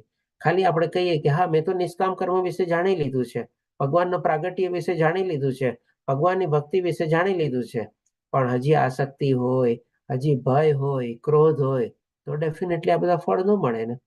એટલે કે આ બધું જાણવાનો મતલબ શું છે? એનું આચરણ હોવું જોઈએ. આચરણ હોય તો જ આપણે કહી શકીએ કે ભાઈ ડેફિનેટલી આપણે આ ત્રિગુણી માયાથી પણ આપણે એને ઓળંગવામાં સફળ થઈએ છીએ, અને જે કંઈ પણ કાર્યમાં પ્રવૃત્ત થઈએ છીએ એ પણ આપણે બંધન કરતા થતા નથી. અને ડેફિનેટલી આપણે પણ આવી રીતે નિષ્કામ ભાવે કરીને ભગવાનની ભક્તિ કરીને ભગવાનને પ્રાપ્ત કરી શકીએ છીએ અને ભગવાનને જાણી શકીએ છીએ અને એની સાથે રહીને આપણે આનંદ માણી શકીએ છીએ. અને એટલા જ માટે ભગવાન હવે કહે છે આપણને 15મા શ્લોકમાં કે આમ જાણીને, અત્યાર સુધી જે ભગવાને બધું બતાવ્યું એ જાણીને પૂર્વના મુમુક્ષુ, એટલે કે પહેલાના વખતમાં જે બધા મોટા મોટા ઋષિ મુનિ સંત બધાએ જે પ્રાપ્તિ કરેલી હતી કે છે કે એ કર્મ કર્યા હતા, એ લોકોએ પણ કર્મ કર્યા હતા, પણ આવા ભાવથી કર્મ કર્યા હતા અને તેથી મોક્ષ પામ્યા હતા. એટલે કે જન્મ મૃત્યુ જરા વ્યાધિમાંથી લોકો મોક્ષ પામ્યા હતા. માટે પ્રાચીન કાળના પૂર્વજોની જેમ તું પણ દિવ્ય ભાવનામાં રહી તારો સ્વધર્મ બજાવ. એટલે કે ડેફિનેટલી આપણે આજીવન કર્મ તો કરવાનું જ છે, આપણું નિયત કર્તવ્ય કર્મ આપણે કરવાનું જ છે, અને આ આપણે જાણીએ કે આ બધા જે 12 મુમુક્ષો એટલે કે જેને આપણે સંદર્ભ જાણીએ છીએ કે આ બધા કે ને કે મહાપુરુષો જે છે આવી રીતે પણ એ લોકોએ, જેમાં આપણે તમે જુઓ જનક રાજાનો એક્ઝામ્પલ ભગવાને આપણને 3જા અધ્યાયમાં આપ્યો. ગઈકાલે જ આપણે એમનો એક્ઝામ્પલ લીધેલો હતો. આવી રીતે બધા લોકોએ ભગવાનને પ્રાપ્ત કરેલા હતા. હવે પછી ભગવાન આપણને 16 થી 24માં શ્લોકમાં આપણને સમજાવશે કે ભાઈ આ જે જ્ઞાન જે છે આપણે કેવી રીતે આપણા જે કર્મ જે કરીએ છીએ એમાં કેવી રીતે આપણે એને આચરણમાં વાપરવા માટે આપણને ઉપયોગી થઈ શકે, કે જેથી કરીને આમાં આપણે આવી રીતે નિષ્કામ ભાવે કરીને અને ભગવાનની ભક્તિ કરીને આપણે એમાં આગળ વધી શકીએ. તો એ હવે ભગવાન આપણને આ 16મા શ્લોકમાં કહે છે કે કર્મ શું છે અને અકર્મ શું છે એનો નિર્ણય કરવામાં બુદ્ધિશાળી મનુષ્યોની મતિ પણ મૂંઝાઈ ગઈ છે.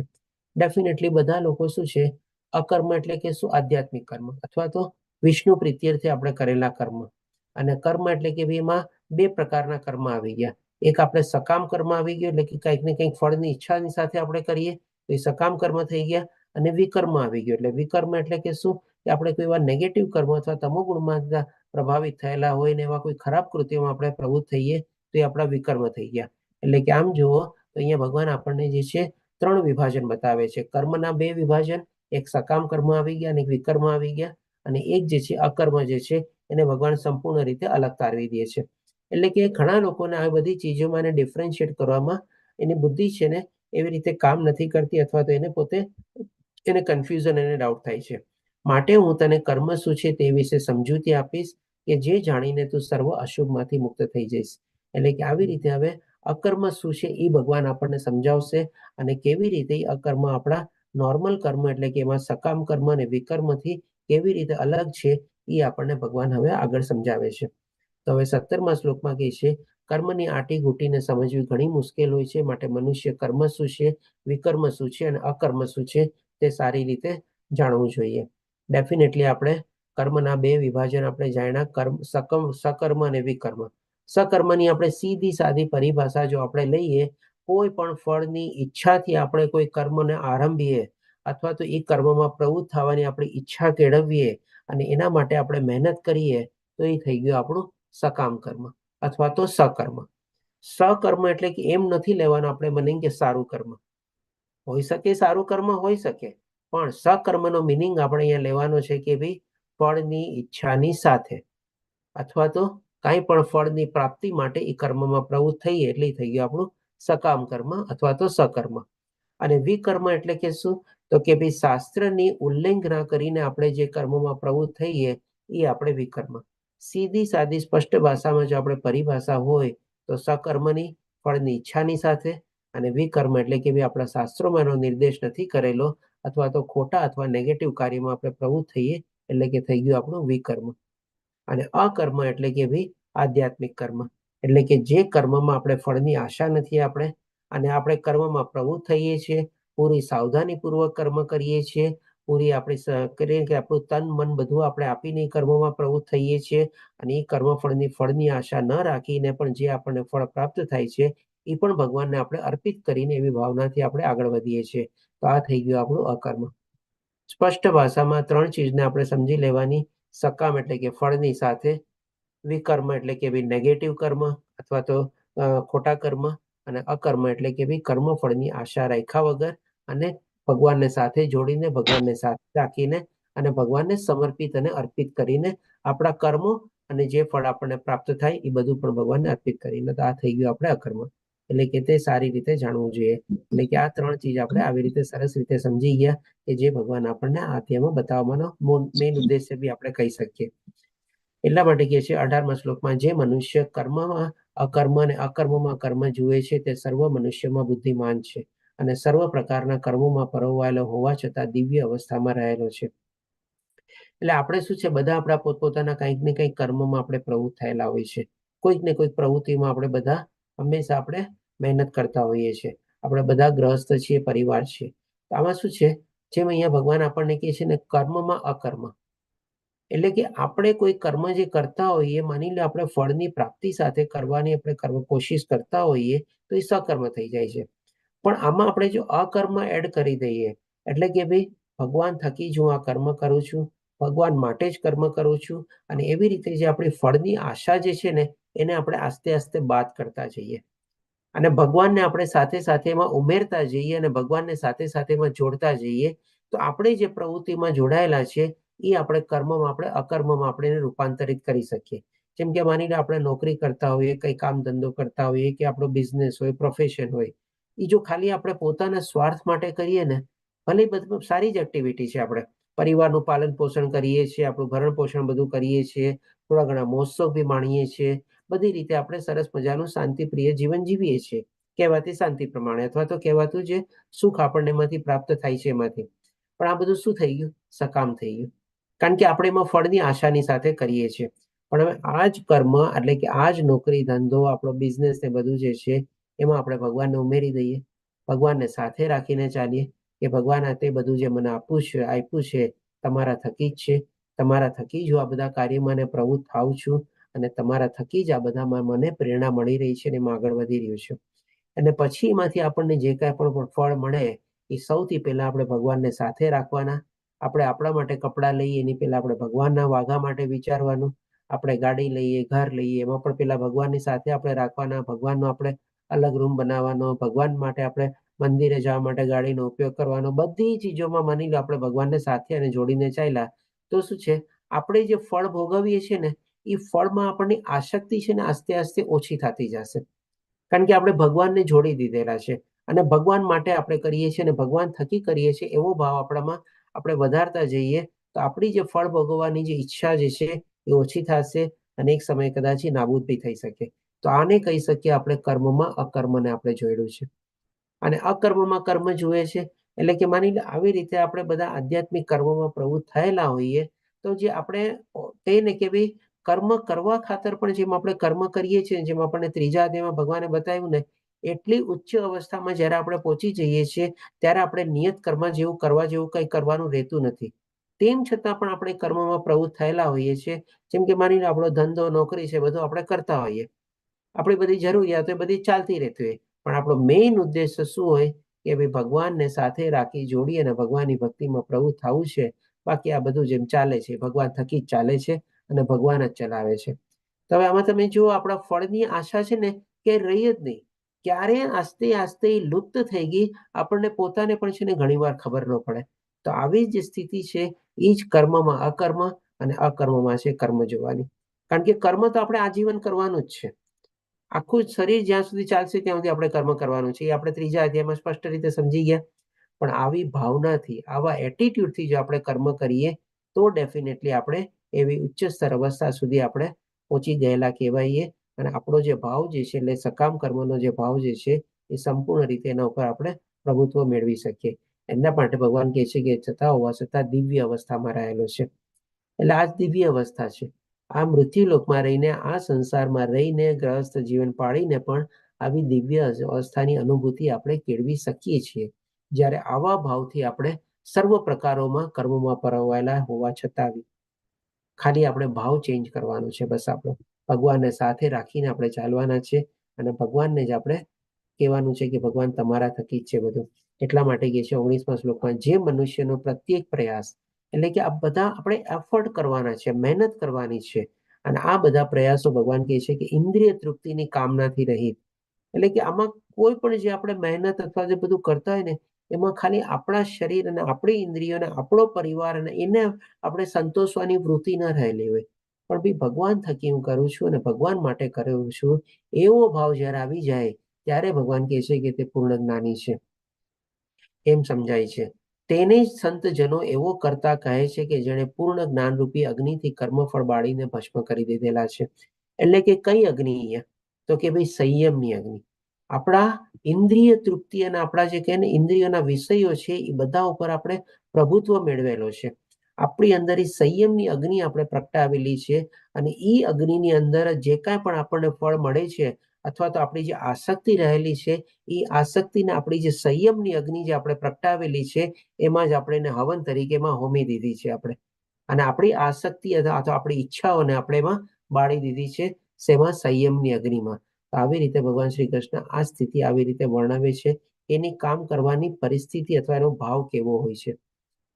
પછી ભગવાન આપણને 20મા શ્લોકમાં કહે છે કે કર્મના ફળની આસક્તિ છોડીને, એટલે કે સંપૂર્ણ રીતે કર્મફળની ઈચ્છા જે છે એના ઉપર એને કાબુ મેળવી લીધેલો છે, જે સદાય સંતુષ્ટ અને સ્વાવલંબી છે. સ્વાવલંબી એટલે કે શું? તમે જો જસ્ટ જેમ ભગવાન આપણને ત્રીજા અધ્યાયમાં ગઈકાલે સમજાવ્યું હતું ને કે કોઈના ઉપર નિર્ભર રહેતો નથી, તેના સંદર્ભમાં આપણે 3 અલગ અલગ દાખલા દ્વારા સમજ્યા હતા કે કોઈ માણસ કોઈ વ્યક્તિ ઉપર શું કામે નિર્ભર રહીએ. ક્યાં કોને યાદ છે? કોને શું આપણે લીધા હતા? 3 ચીજ, આપણે 3 પરિસ્થિતિ કે આપણે કોઈના ઉપર શું કામ ડિપેન્ડન્ટ હોઈએ? હરે કૃષ્ણ, યાદ છે કોઈને? 3 પરિસ્થિતિ. લાગણીથી, સ્વાર્થથી, લાગણીથી, સ્વાર્થથી અને અજ્ઞાનથી. ના માતાજી, અજ્ઞાનથી નહીં. હરે કૃષ્ણ પ્રભુજી. ભાવ, પ્રભાવ અને જરૂરિયાતથી. ત્રીજું વિભાવ કંઈક હતું. ભાવ, પ્રભાવ, ત્રીજું નથી યાદ. લાગણી, પ્રેમ અને દયા. હા, જો લાગણી, પ્રેમ અને દયા કે ડેફિનેટલી કાં તો આપણને વ્યક્તિ ઉપર પ્રેમ હોય, આપણને લાગણી હોય આપણે, અને કાં તો શું છે આપણને એની જરૂરિયાત હોય, અથવા તો ખાસ જેમ કે આપણે, તમને ખ્યાલ હોય તો મેં 3 એક્ઝામ્પલ આપ્યા હતા આપણને. એક તો જેમ કે આપણા ઘરમાં કોઈ નોકર કામ કરતો હોય કે કોઈ નોકરાણી કામ કરતી હોય, આપણને શું છે એની જરૂરિયાત છે, મારા બધા કામ કરી દે આપણે, એટલે કે એનાથી આપણે એના ઉપર ડિપેન્ડન્ટ છીએ. અથવા તો બીજું શું, આપણા ઘરના પરિવાર, મેં તમને કીધું હતું, આપણા પુત્રો, પૌત્રી, પત્નીઓ, પતિઓ, મા બાપો, ભાઈ બહેનો, આ બધા પરિવારથી આપણે એક સ્નેહ થયો, લાગણીના તંતે જોડાયેલા છે કે એને લોહીનો સંબંધ છે આપણે. અને જેમ મેં તમને ત્રીજો એક્ઝામ્પલ આપ્યો હતો કે ભાઈ આપણા બોસને ત્યાં જે આપણે નોકરી કરતા હોય, અથવા આપણા કસ્ટમર જે બધા હોય, કોઈ ધંધા કરતા હોય, એમાં આપણો સ્વાર્થ રહેલો છે આપણે, એટલે કે આપણી જરૂરિયાત થકી આપણે જોડાયેલા હોય, કોઈના ઉપર નિર્ભર હોઈએ આપણે. બીજું, આપણે સ્વાર્થ, લાગણી, પ્રેમ ભાવ અથવા લાગણીથી આપણે એની સાથે જોડાયેલા હોઈએ અને એના ઉપર આપણે નિર્ભર હોઈએ. અને ત્રીજું જે છે આપણે કે ભાઈ આપણને એની આપણે કહી શકીએ કે ભાઈ આપણો સ્વાર્થ રહેલો છે, કારણ કે એના થકી મને નોકરી મળે છે, પૈસા મળે છે, મારી આજીવિકા ચાલે છે, કસ્ટમરથી મારો ધંધો ચાલે છે, એટલે કે આપણો સ્વાર્થ એમાં રહેલો છે. આ 3 થકી આપણે કોઈના ઉપર આપણે નિર્ભર રહેલા હોઈએ. અને આ નિર્ભરતાની આપણે કે ભાઈ જરૂરી શું છે એના માટે, તો કે ભાઈ આપણા ફળની ઈચ્છા પ્રાપ્તિ માટે. પણ જે મનુષ્યને ફળની ઈચ્છામાં પ્રાપ્તિ માટે કોઈ આસક્તિ જ નથી રહી, તો એ બધા પ્રત્યે એને કોઈ નિર્ભર રહેવાની જરૂરત બી નથી એને કઈ. અને ઈ સેન્સમાં અહીંયા ભગવાન, ત્યાં આપણને ભગવાન એમ કીધું કે ભાઈ કોઈના ઉપર નિર્ભર રહેતો નથી, અને અહીંયા ભગવાન આપણને એનો પર્યાય રૂપે આપણને કહે છે કે સ્વાવલંબી હોય છે. એટલે કે સ્વાવલંબીનો મતલબ કે ખાલી પોતે ખાધું પીધું ને મોજ કરવા જેવું નથી, પણ અહીંયા સ્વાવલંબીનો મતલબ શું કે ભાઈ પોતે આત્મસંયમી, આત્મજ્ઞાન કેળવીને પોતે ભગવાનના સાથે જોડાયેલો છે, અને એટલા માટે કોઈના ઉપર નિર્ભર પણ નથી, અને એવી રીતે પોતે સ્વાવલંબી છે, અથવા તો પોતે સ્વતંત્ર છે. આપણે અહીંયા સ્વાવલંબીનો મતલબ આપણે એમ નથી લખવાનો કે ભાઈ એની પાસે બધું છે એટલે સ્વતંત્ર થઈ ગયો છે ને હવે સ્વચ્છંદી બી થઈ ગયો છે, પણ અહીંયા સ્વાવલંબીનો મતલબ કે ભાઈ પોતે પોતાના ભગવાન ઉપર નિર્ભર છે, ભગવાનને શરણાગત થયેલો છે. શું કામે? તો કે એને બધા ફળની અને આસક્તિ છોડી દીધી છે. અને આના સંદર્ભમાં મારા ખ્યાલથી જેમ આ 3 ને ભાવ પણ આપણે શું છે, મારા ખ્યાલથી આશિતા માતાજીએ કીધું આપણને ભાવ, અભાવ અને પ્રભાવ, એ 3 રીતે પણ આપણે જોડાયેલા હોઈએ. આજે જેમ કે ભાવ, કોઈકના માણસ પ્રત્યે આપણને ભાવ, લાગણી, પ્રેમ ને છે, એટલા માટે આપણે જોડાયેલા છીએ. પછી પ્રભાવ એટલે કે ભાઈ એ માણસનું આપણા ઉપર વર્ચસ્વ છે, જેમ કે એમ્પ્લોયર રિલેશન રહ્યો, બિઝનેસમેન સાથે કસ્ટમરનું રિલેશન રહ્યો, એટલે કે પ્રભાવ થઈ ગયો આપણે. અને ત્રીજી ચીજ શું, તો કે અભાવ. અભાવ એટલે કે ઓલા નોકર નોકરાણીનો એક્ઝામ્પલ લઈ લ્યો, કારણ કે એ કામ આપણે નથી કરી શકતા, એટલા માટે આપણા માટે કંઈક એવો આપણી પાસે અભાવ છે કે કામમાં પ્રવૃત્ત થવા માટે આપણને રોકે છે. કાં તો આપણો અહંકાર રોકતા હોય, કાં કંઈક ને કંઈક રોકતા હોય. આપણા ઘરમાં આપણા બધા નોકર નોકરીના કામ ન કરતા, એટલા માટે આપણે કંઈક ને કંઈક આપણામાં અભાવ છે, એટલા માટે આપણે એના ઉપર ડિપેન્ડન્ટ છીએ આમ જોવા જઈએ તો. એટલે કે ભાવ, અભાવ અને પ્રભાવ તરીકે પણ તમે સમજી શકો છો. આવી રીતે 3 દાખલા તમે સમજી શકો છો. નોકરનો દાખલો લ્યો, તમારા પરિવારજનોનો લ્યો, અને તમારા બોસનો દાખલો લ્યો, અથવા તો તમારા કસ્ટમરનો દાખલો લ્યો. એટલા માટે કહે છે કે સ્વાવલંબી છે, અને તે બધા પ્રકારના કર્મોમાં પ્રવૃત્ત રહેતો હોવા છતાં કંઈ જ કરતો નથી. એટલે કે શું છે, આ બધું ચીજ એના માટે ઓટોમેટિક જેવું થઈ જાય, ઓટોનોમસ જેવું થઈ જાય છે કે ભાઈ હા, નિયત કરતા એવા કર્મ કરવા છે, નિત્ય કર્મ કરવા છે, અને એમાં પ્રવૃત્ત રહેવું છે, પણ એની પાછળ એનો કોઈ ઉદ્દેશ નથી હોતો. પણ એ સાથે સાથે શું, આ બધા કર્મોમાં આપણે પોતે 100% પોતાનું આપીને, તન મન આપીને પોતે કર્મોમાં પ્રવૃત્ત થાય છે. કર્મફળની આશા નથી એટલે એવું નથી કે ચાલો જેમ તેમ બી કર્મ કરી નાખે છે. એટલે કે બધા પ્રકારના પણ કર્મોમાં એ પૂરેપૂરો 100% પ્રવૃત્ત થાય છે. પણ મનથી શું છે? ભગવાનથી સાથે જોડાયેલો છે. એટલે કે શારીરિક રીતે અથવા તો બાહ્ય ઇન્દ્રિયો દ્વારા આવી રીતે કાર્યમાં પ્રવૃત્ત થયેલો હોય છે, પણ મનથી જે છે ભગવાન સાથે જોડાયેલો છે. આ રીતે ભગવાન અહીંયા આપણને 20મા શ્લોકમાં સમજાવે છે. હવે ભગવાન આપણને 21મા શ્લોકમાં કહે છે કે આવો જ્ઞાની મનુષ્ય, એટલે કે જેની આવી જ્ઞાન પ્રાપ્ત કરેલું હોય અથવા તો જેની આવી મનસ્થિતિ હોય અને એટલી ઉચ્ચ સ્થિતિ એને પ્રાપ્ત કરેલી છે. મન તથા બુદ્ધિને સંપૂર્ણપણે સંયમિત કરીને કાર્ય કરે છે. મનને કેવી રીતે કાબુ કરે છે? તો કે બધી પોતાની ઇન્દ્રિયો અને ઇન્દ્રિય વિષયો પર કાબુ કરેલો છે. અને બુદ્ધિને કેવી રીતે સંયમિત કરેલી છે? તો કે સંપૂર્ણ રીતે પોતાની બુદ્ધિને ભગવાન સાથે જોડી દીધી છે એને. કે ભાઈ ભગવાન જે કંઈ મારામાં સામર્થ્ય છે અથવા તો જે કાંઈ પણ પ્રવૃત્ત થયેલું છે, ભલે ઘણા ઊંચા કાર્ય બી કરતો હોય, ભગવાન તમારા થકી જ છે, હું કાંઈ નથી. એટલે કે બુદ્ધિનો ભગવાનની સાથે સમર્પિત કરવાનો મતલબ શું? કે ભાઈ પોતાની જાતને કરતા નહીં માનવાનો અથવા તો એવો કોઈ અહંકાર નહીં લાવવાનો, જે પણ ભગવાને આપણને 3જા અધ્યાયમાં પણ બતાવ્યું ગઈકાલે. એટલે કે આવી રીતે મન અને બુદ્ધિને ભગવાનની સાથે જોડેલી છે. અને પોતાની સંપત્તિના સ્વામિત્વનો સ્વાર્થ ત્યાગ કર્યા વગર, એટલે કે ડેફિનેટલી આપણે કોઈ ચીજના સ્વામિત્વ બી નથી, કોઈ ચીજના માલિક બી નથી. બધાનો ઉદ્ભવ ભાવ ભગવાન જ છે. આપણે ભગવાન જ બધાના સ્વામી છે.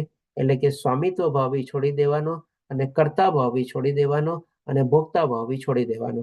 3 ચીજ છોડી દઈએ તો જ આવી રીતે જ્ઞાની મનુષ્ય આપણે કહેવાઈએ. અને જીવન નિર્વાહ અર્થે ખપ પૂરતું જ કાર્ય કરે છે. શરીર છે ને ચલાવવું તો પડશે જ ભાઈ, થોડી ઘણી બધી જરૂરિયાતો પડશે તો કંઈક ને કંઈક એ પ્રમાણે પણ કાર્ય તો કરવું જ પડશે ને આપણે. એટલે કે આ પ્રમાણે કર્મ કરતો તે પાપ પૂર્ણ કર્મફળોથી પ્રભાવિત થતો નથી. પણ આવી ભાવનાથી જો આપણે જે કાંઈ પણ કાર્યમાં એમાં પ્રવૃત્ત થયેલા હોય તો આ બધા કાર્યો જે છે આપણને, કારણ કે બધા કર્મોમાં કંઈક ને કંઈક દોષ રહેલો છે, પણ આપણે એ પાપથી આપણે લિપ્ત થતા નથી. આપણે એનાથી સંપૂર્ણ રીતે અળગા રહી શકીએ છીએ. પછી આગળ ભગવાન આપણને 22મા શ્લોકમાં કહે છે કે જે મનુષ્ય અનાયાસે તથા લાભથી સંતુષ્ટ રહે છે, જે દ્વૈત ભાવથી રહી છે. હવે અનાયાસ થતા લાભથી સંતુષ્ટ શું? તમે જુઓ, આપણને ઘણા માણસો એવા આપણી જીવનમાં આપણે મળીએ છીએ કે જેનામાં આપણે કહીએ ને કે ઓછી બુદ્ધિ હોય, આપણા ગણના પ્રમાણે ઓછી લાયકાત હોય, ઓછી કાબેલિયત હોય. આપણને એમ લાગે આ માણસમાં તો આટલી બધી તો આવડત છે નહીં, પણ જો તો એને આટલું બધું પ્રાપ્ત થઈ ગયું છે, આટલું સરસ મજાનું એની પાસે વૈભવ છે, આ છે તે છે બધું છે. આપણે આ બધી મેઝર શેના હિસાબે કરીએ છીએ? ભૌતિક દ્રષ્ટિએ પ્રમાણે આપણે મેઝર કરીએ છીએ. પણ એણે જે બધા કર્મો કરેલા હશે, જેના પુણ્ય જન્મ પાછલા જન્મના જે બધા પુણ્ય કર્મને બધા એકત્રિત થયેલા હશે, હોઈ શકે એનું બધું અત્યારે ભોગવી રહ્યો છે આપણે. એટલે કે શું અહીંયા ભગવાન કહે છે કે અનાયાસે થતા લાભથી. તમે જો ઘણી વાર શું હોય, માણસ બહુ ઓછી મહેનત કરે, એક્ઝામમાં સરસ રીતે પાસ થઈ જાય, સારી નોકરી બી મળી જાય, નોકરીમાં પ્રમોશન બી મળી જાય, બદલી બી થઈ જાય, દેશ વિદેશ વયો જાય, પરદેશ વયો જાય, ઘણો સરસ મજાનો પરિવાર થઈ જાય, ગાડી બંગલા ગાડી બધું થઈ જાય. અને ઘણા લોકો શું એના કરતા ઘણી બધી મહેનત કરે તોય બિચારા એક્ઝામમાં પણ ઘણી વાર પાછા પડે, નોકરી મળવામાં એને ફાંફા લાગતા હોય, ઘણી રીતે હોશિયાર હોય, ઘણી રીતે આવડત હોય, બધું હોય, પણ આવી રીતે પાછળ પડતો હોય. તો આવી રીતે ભગવાન અહીંયા કહે છે કે આવી રીતે જે મનુષ્યને આવી રીતે બધા એક્સિડેન્ટલી, હવે અત્યારે આપણને એક્સિડેન્ટલી લાગે છે, પણ એકચ્યુઅલી તો એના બધા પુણ્ય કર્મોનો જેના ફળ પ્રતાપે બધું મળેલું છે. એટલે કે આવા બધા જે લાભથી જે પોતે સંતુષ્ટ હોય છે. કારણ કે આવા ભાવ જ્યારે મળે છે ને, ત્યારે પણ એ ભગવાનને છે ને ભૂલતો નથી, ભગવાનને યાદ રાખે છે કે ભગવાન તમારા થકી જ બધું આ મને મળેલું છે, બાકી મારામાં શું લાયકાત હતી, મારામાં શું કાબેલિયત હતી.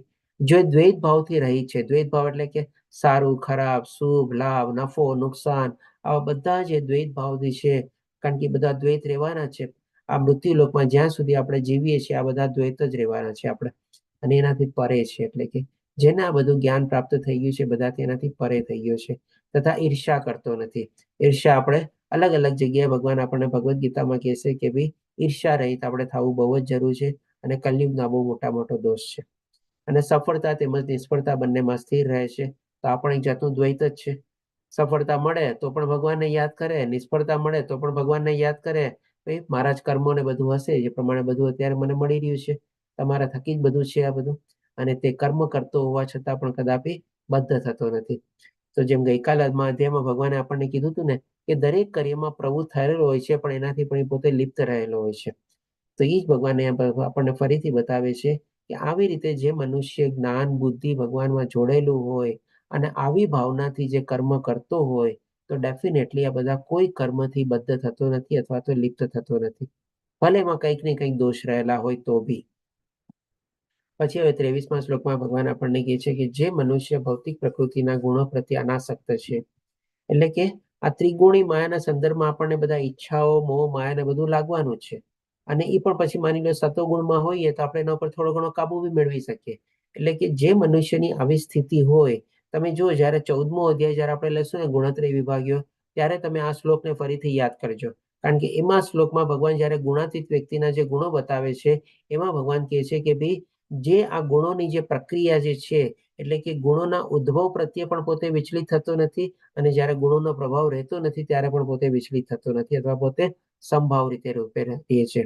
તો ત્યારે જસ્ટ આ બે શ્લોકને તમે કમ્પેર કરજો, તમને સરસ રીતે ત્યારે સમજાઈ જશે. એટલે કે ભૌતિક પ્રકૃતિના ગુણો પ્રત્યે અનાસક્ત છે કે ભાઈ ગુણો એનું કામ કરી રાખે, પણ આપણે શું છે એનાથી પ્રભાવિત નથી થવાનું.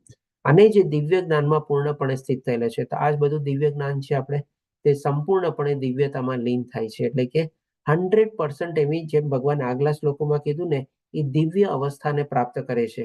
તો એ દિવ્ય અવસ્થા કેવી રીતે પ્રાપ્ત કરે છે, અને ક્યારે પ્રાપ્ત કરે છે, અને કેટલી હદ સુધી પ્રાપ્ત કરે છે, એ ભગવાન આપણને આ છેલ્લા 2-3 શ્લોકમાં બધું સમજાવી રહ્યા છે કે સંપૂર્ણપણે દિવ્યતામાં, એટલે કે એકદમ એક્સ્ટ્રીમ કેસ સુધી આપણે એ દિવ્ય અવસ્થામાં પહોંચી શકીએ છીએ. હવે પછી ભગવાન આપણને 24મા શ્લોકમાં કહેશે, જે આપણે આજનો છેલ્લો શ્લોક તરીકે લેશું, જે મનુષ્ય કૃષ્ણ ભાવનાવતમાં પૂરેપૂરો તલ્લીન રહે છે તેને પોતાના આધ્યાત્મિક યોગદાનને કારણે અવશ્ય ભગવાનની પ્રાપ્તિ થાય છે. એટલે કે 100% ગેરંટીડ છે. જો આવી રીતે આપણે કૃષ્ણભાઈ ભાવનાવૃતમાં રહી કર્મમાં, અકર્મમાં કર્મ, બધા અનાસક્તિ, ભય, ક્રોધ અને એમાંથી બધાથી આપણે પરે થાશું, બધા દ્વંદ્વથી પરે થાશું ત્યારે. કારણ કે તેમાં હવન પણ બ્રહ્મ છે અને અર્પિત આહુતિ પણ બ્રહ્મ જ રૂપ છે. જેમ મેં તમને કીધું ને, આપણે સંયમની અગ્નિમાં આ બધા જે કર્મફળની આપણી જે ઈચ્છાઓ જે છે, અથવા જે કર્મફળ આપણને મળે છે, એ આપણે એમાં હોમીને એને બાળી નાખવાના છે. એટલા માટે આપણી જે સંયમની જે આપણે અગ્નિ પ્રગટાવીએ છીએ, એ જ આપણા માટે હવન છે, અને જે આપણને ફળ પ્રાપ્ત થાય છે, અથવા તો એ પણ આપણે ભગવાનને અર્પિત કરવાનું છે, એટલે કે બ્રહ્મ રૂપે આપણે ભગવાનને સમર્પિત કરવાનું છે. તો આ રીતે આપણે અહીંયા આજનો 3 વિભાગ કમ્પ્લીટ કર્યા આપણે, 1 થી 24 શ્લોક, બાકીના આપણે 18 શ્લોક આપણે આવતીકાલે લેશું. વાંછાકલ્પતરુભ્યશ્ચ કૃપા સિંધુભ્યઃ વચ પતિતાનાં પાવનેભ્યો વૈષ્ણવભ્યો નમો નમઃ. હરે કૃષ્ણ કૃષ્ણ કૃષ્ણ હરે હરે, હરે રામ રામ રામ હરે હરે. શ્રીલ પ્રભુપાદ કી જય. શ્રી રાધા ગોવિંદ પ્રણામ. જય. અને કોઈ પ્રશ્ન હોય તો લઈ શકીએ છીએ આપણે.